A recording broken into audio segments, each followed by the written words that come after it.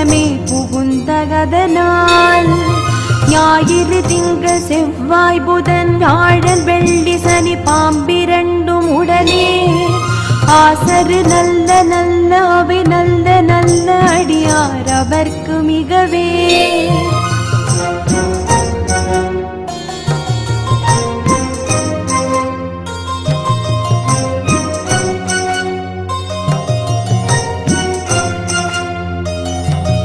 என்பொடு கொம்பொடாமை இவை மார்பிலங்க எதிரேறி ஏழை உடனே பொன் பொதி மத்த மாலை புனல் சூடி வந்தே முழமே புகுந்த அதனால் 9 18 18 உடனாய நாள்களவை தாம்